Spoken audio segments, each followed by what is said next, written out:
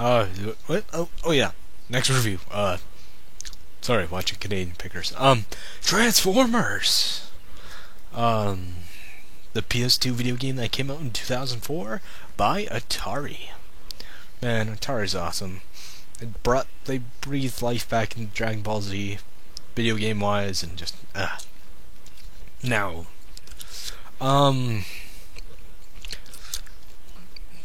Surprisingly, this is a great game. It's a great Transformers game. It's a great game in general. It's a third-person shooter. It's just great all around. It's just good all around. The story revolves around the Armada universe, as it were, but it's kind of more so an abridged version opposed to the TV show that was coming out at the times. Actually, this game was supposed to set off a trilogy of video games of the Energon and Cybertron series, but instead of that, we got this single one. But I'm glad we got this better than the shitty movie video games that are just fake open world garbage. And trying to appease the fans for having changeable skins to the G1. You know, but whatever. In here, we're given a great introduction by great CGI into the opening cinematics of the characters. It shows Cybertron, and Megatron is about to take over. Then we learn about this new race of Transformer called the Minicons, and these Minicons are supposedly the next step in their evolution, and have incredible power. So you gotta collect them all.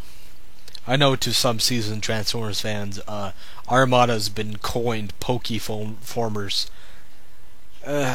Transformer fan base is quite a fickle bunch at times. The whole Beast Wars truck not monkey type of thing, and the whole Bayformer debacle. Fucking cocksuckers. Be skinned alive and thrown into something. But anyway, did some research on this game, and found a great deal. This is well received. Just too bad it was more so a sleeper hit. One of the few decent Transformer games to come out in a long while.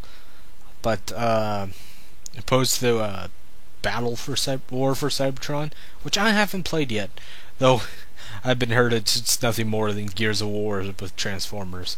Haven't played it, got no opinion on it, but maybe when I get when I get enough money to get a system or whatnot.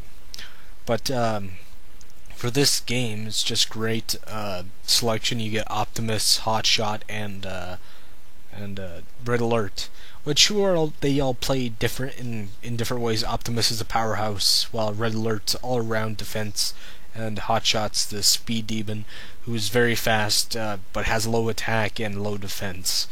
But a trade-off, everybody's got their statistics, and a great thing too would to give stats and heights and weights of the characters, like Optimus is 22'10" or 22'11". 22 feet and 11 inches tall and weighs 18,000 pounds.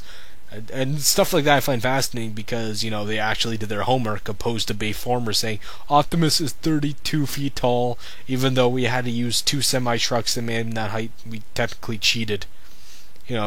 Opposed to that whole realistic approach that they're trying to pull off. Cheating cocksuckers. Anyway, enough of that. I'm sorry, every time we dive into Transformers, it's always that scar that cocksucker left. But overall, it's a great game, great cinematics, 3 different characters played from, customization with different power-ups from the Minicons. Complaints, it's a bit of there's a few inconsistencies, like saying that water, if you go too deep in water, it will damage you quickly and automatically will kill you in seconds, which is kind of weird because I know before Autobots don't drown, or because known in the cartoons and such out, they're able to go under deep waters and leagues and fathoms underwater. That's a complaint. Water is an obstacle, I know, I can understand that, but still, these are robots, they don't need to breathe. Or Cybertronians, robots, more of a language. They're Excuse me. Pizza bread. Other complaints. The combat can get a bit tedious at points, while fighting flyer enemies are a pain in the ass. That's more so probably due to my skills, but you can get power-ups that can take care of them quickly and just smack them out of the sky with a homing missile, or a air missile which causes a shockwave to make them fly out of the sky. Fun thing though, when you get hit by something hard, you go flying. It is hilarious when you see something weigh thousands of pounds get blasted into the air, like a good 100 feet into the air, and do ragdoll effects. It is ridiculous. Another great point in this game: no squishy, useless humans. No humans. Fuck them. That's another. It's a blessing and a curse because we don't go any real populated areas. You know, you can't go crunch, crunch, crunch on the little useless, pathetic, insignificant human beings. Yes, I'm self-labeling. We're mostly like we're stuck in jungles and snowy areas and deserts and whatnot, or tropical islands, abandoned, of course. Though we do head up to some like outposts, but all the people are gone. But that's my complaint about that. Great things. Got all the voice actors from the show into there. Megatron, whatnot. There's a few missing characters like Demolisher, but we do get an epic boss fight with Tidal Wave, probably one of the most epic Transformers out there. Just massive fucking thing, bigger than Devastator. I'm surprised Michael Bay hasn't used fucking Tidal Wave in a movie. At fucking soldier sniffing. Anyway, because he's an aircraft carrier. Megatron's a tank, of course, which I think is awesome. You get a lot of great boss fights. The final boss fight with Megatron is ridiculous. He can rock bottom you 100 feet into the air.